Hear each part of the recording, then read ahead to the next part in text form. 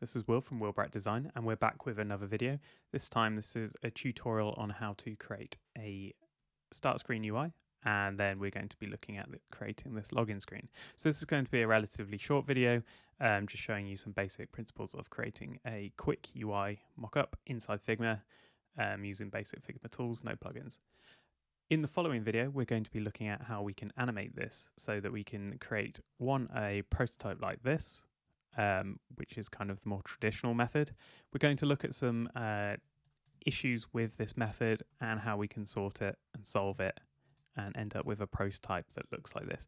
And I'll just give you a sneak preview of what we will be creating in that video. If I just play it now, and it will just take a few seconds to load. So you can see we've got this animating background here from the UI we're going to be creating in this video. And as we click to the next one, you will notice this UI will continue to work, and this UI will also animate independently of this one, like so. So we can create really nice fluid animations between the two UIs that we're going to be creating in this video, and we can do it without one animation being impacted by another. But that will be for the next video. So this one, we're just going to be creating the UI itself. So it's best to start with this video and then move on to that one shortly after. Okay, so what we're going to create first is this screen. And this is just the start screen. So imagine if you're creating an app, this would be the first screen you see after maybe the splash screen.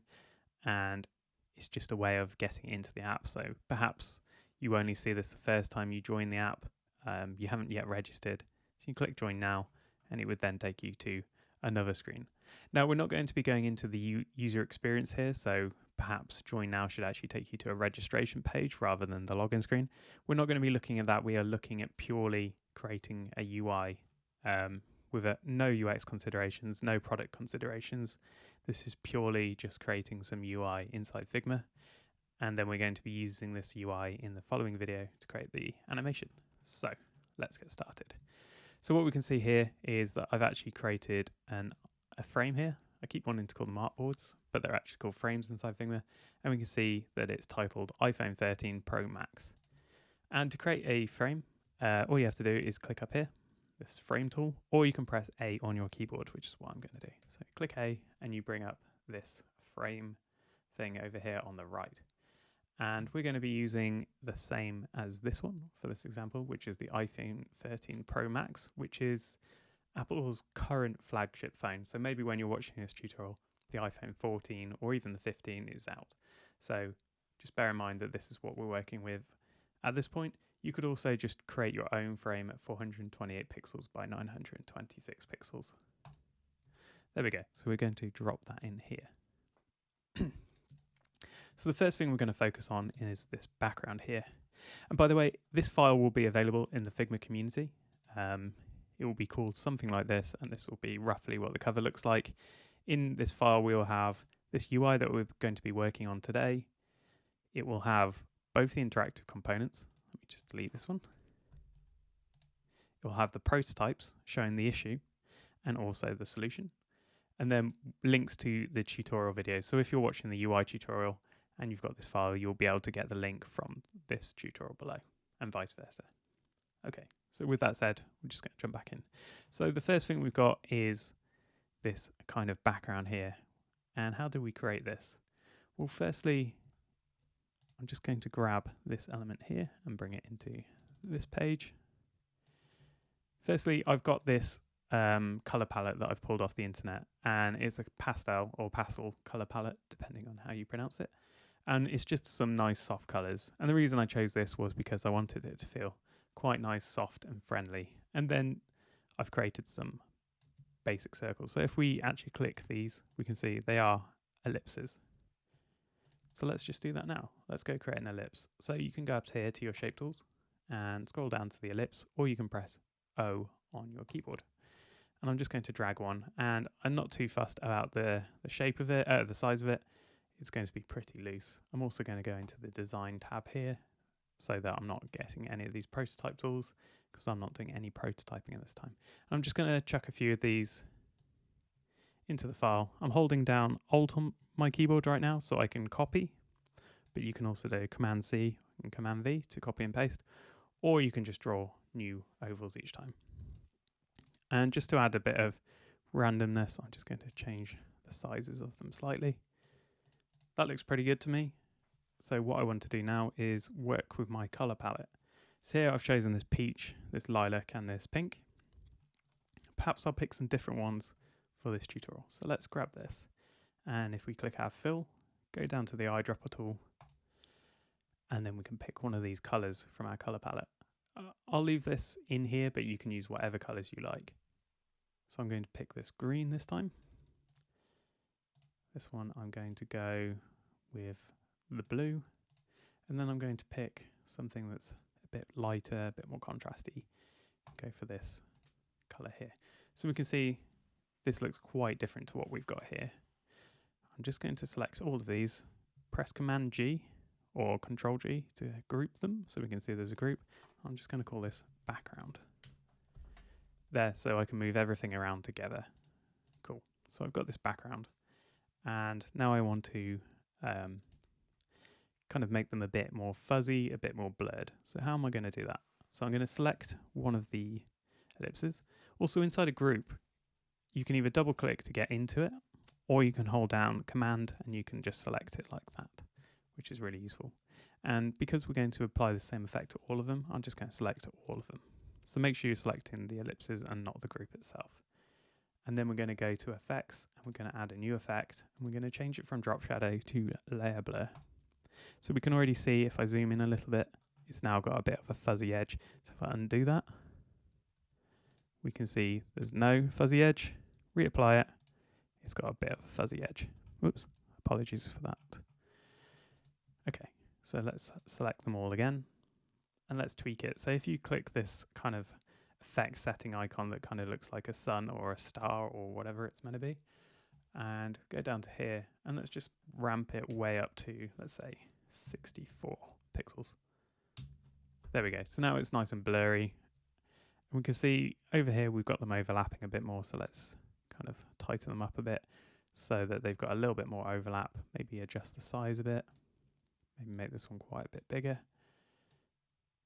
And maybe we can pull that one over here a bit. Maybe move this blue one down here. Cool. So now I'm happy with that. We are done with our background for now. So this is our background, and just want to make sure everything's clipped. So if yours looks like this, where it's kind of sticking out, either the items are outside of the frame, so they're not included in this frame, or you can just click your frame and make sure clip content is on. And there we go. It's now clipped or cropped to the frame. So the next thing we need to do is create our UI. Now, how I did this was I went to Apple and got the SF Pro display font. It's just a font I wanted to work with this time, but you can use any font you like. This is your design, so design it how you like. So I'm going to... So if I look at how I've actually created this, I haven't added a frame, but I think we can go and add an auto layout to do this a bit quicker. So let's do that. So if I add a frame inside here, and then make it the full size of the artboard, and then apply an auto layout to it, we're going to have it bottom anchored, so anchored to the bottom and to the left because it's coming from left to right. And then I'm going to do the spacing as so. So we've got 24 at the sides and 48 at the top and the bottom. So if I just go in and grab my frame again, add 24 pixels at the side, 48 pixels top and bottom. And then we want to have a look to see what the spacing is. So the spacing is 48 pixels as well. So if I go find my frame again, change the 10 to 48. So now if I go in and add some text into that frame, so for example, let's get started.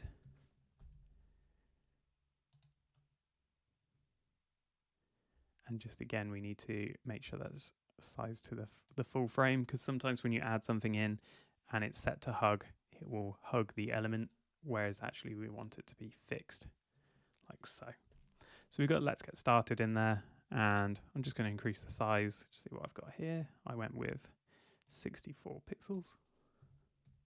This is quite a bit bigger. I want to make that fill container.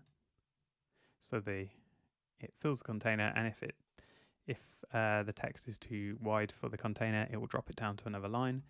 I'm then going to apply an effect to the text, and the case I'm going to set to uppercase, like so. Okay, so we've got let's get started in there. We'll worry about the colors after. So let's come in here, Command C, Command V to get another one. And we can do our subtitle. And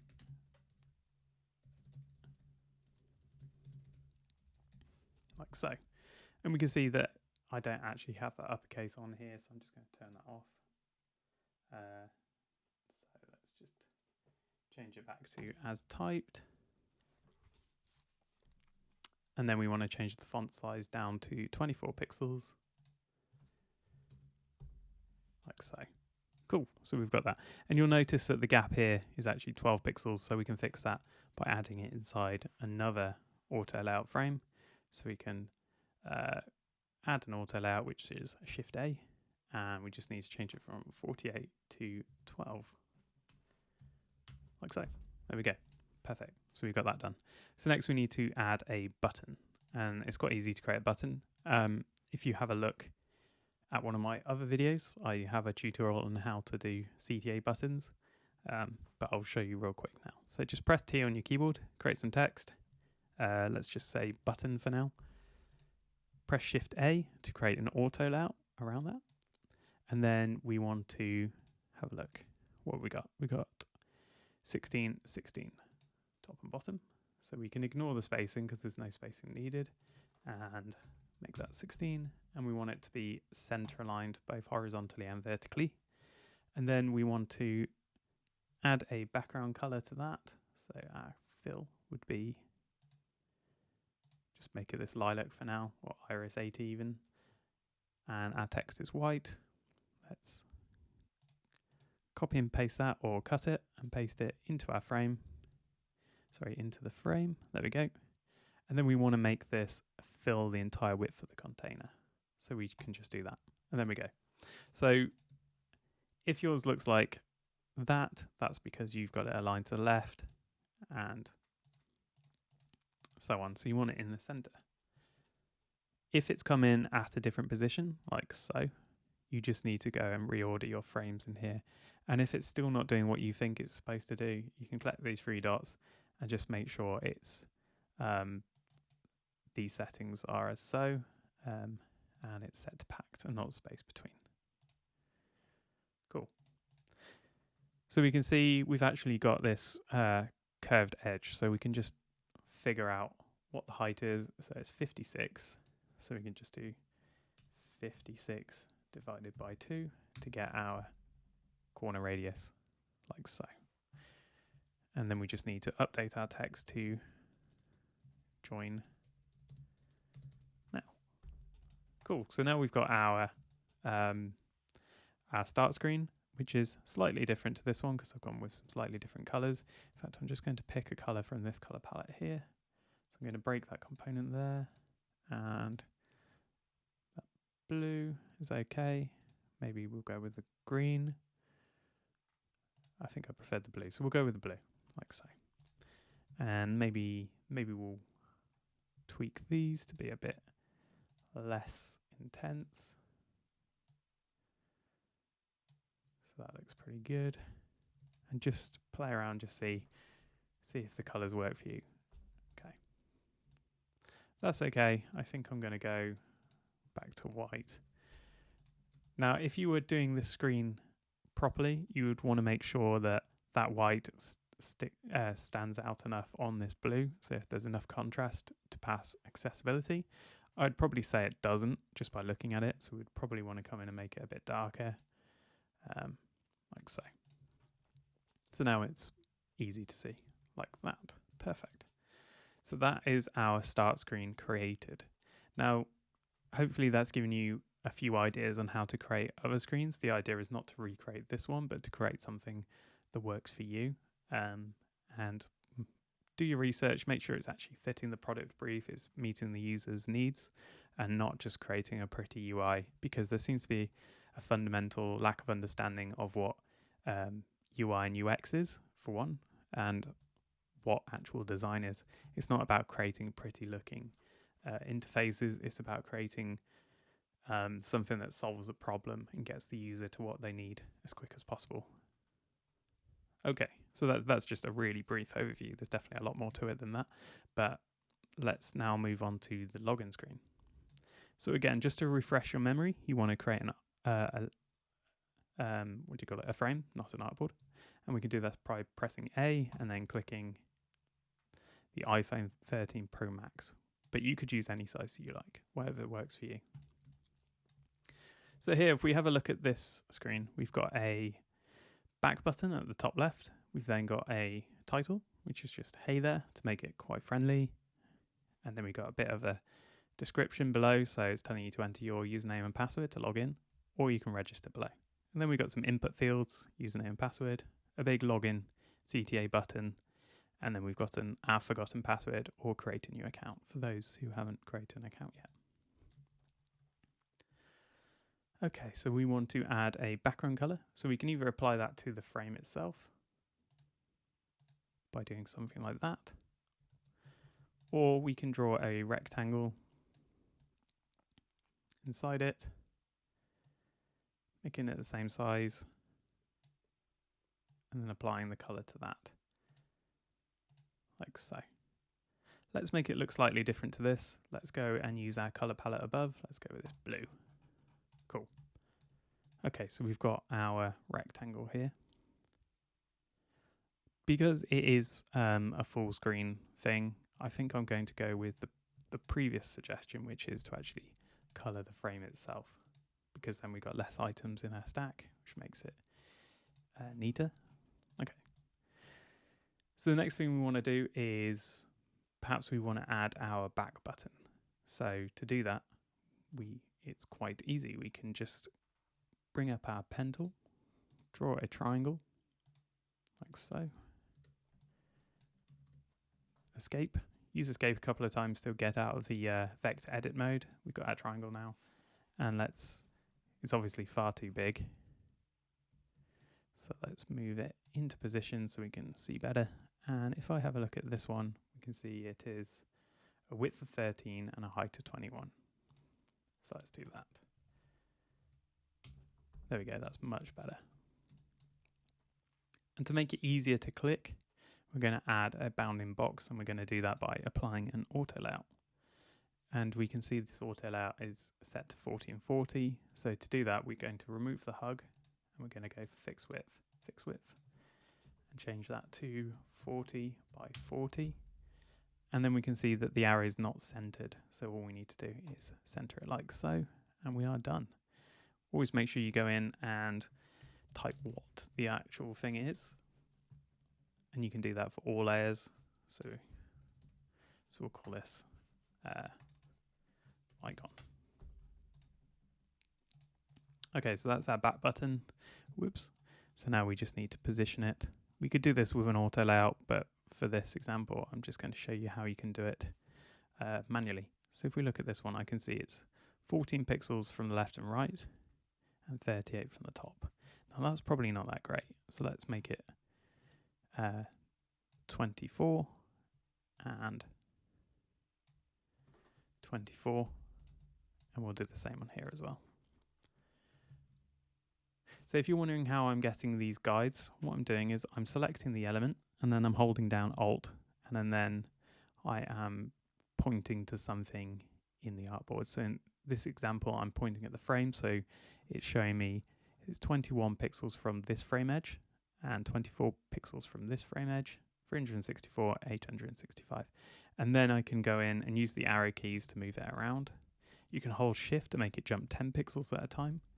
And you can hold Alt at the same time so you can see those numbers update. There we go. So we've got 24 and 24. Perfect. So that's our back button done. Next, we're going to be doing this. This time we're going to use auto layout because it's such a good tool to use. So I'm going to first add some text. Just hey there. And I'm just going to remove that capital. Cool. And we're just going to put them all in loose for now, and then we're going to come in and add the auto layout after. Enter your username and password to log in or register below. Cool. And I'm just going to resize that so we can actually see what I've written. And then just double check that I've spelt everything correctly, which I think I have. And then we're going to resize it. So that is 14 pixels and it's regular. So let's change that to regular and 14. There we go. Next we need to create these inputs. So that's quite easy. Just copy and paste this one. And we need to apply an auto layout. Whoops. So you can't use keyboard commands when in a text edit like I did there. So if you press Shift A to add auto layout, it's just going to put a capital A. So you just need to make sure you're outside of the editing the text mode. And you'll know that because the handles will be shown, and then you can press Shift and A to add the auto layout. So I'm going to add a stroke to that layout, like so. And then I'm going to, just for now, just manually pull it to the edge. And I'm going to change the font size to 24. Like so. And what have I got? I've got 16 all the way around. So let's do that as well. Perfect. And we can just copy and paste that. And again, I'm just holding down Alt to copy it. And I'm also holding down Shift to keep it in line as well. So you can do that as many times as you like. Cool. And this one just needs to say password.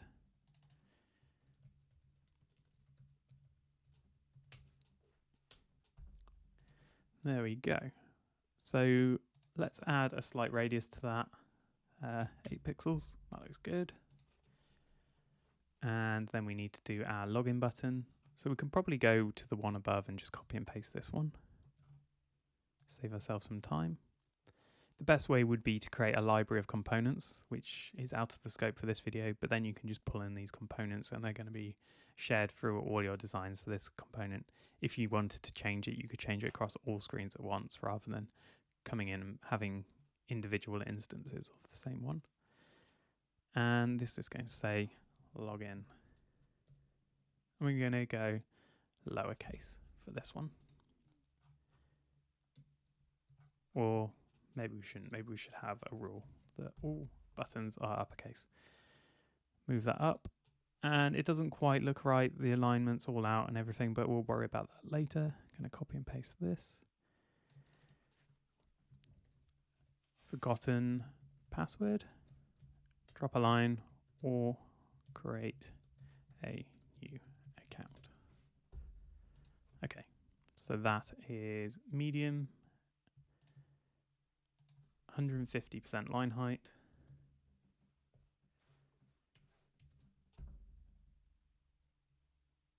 Oops. Medium. What have we got? 16. And 150%. Make sure you include the percent symbol. There we go. And it is center aligned, like so. Okay, so we're getting pretty close. So we can see by selecting here that we've got 64 pixels between this element and this element, this one and this one. But this one and this one's only 12, this one and this one's 24, this one and this one is 24. So what we're going to do is apply auto layout to this, auto layout to these two, auto layout to these two, and then a global auto layout to all of them. So we can do that by selecting these components, press Shift A, and we're going to keep it at 12. That works for me. These two, Shift A, make that 24.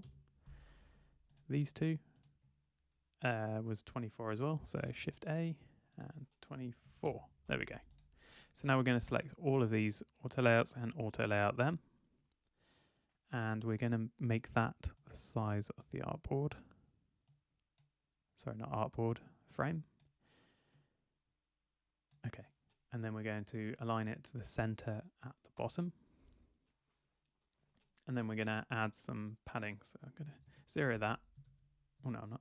We're going to make that 64, like so. And then we're going to add some padding.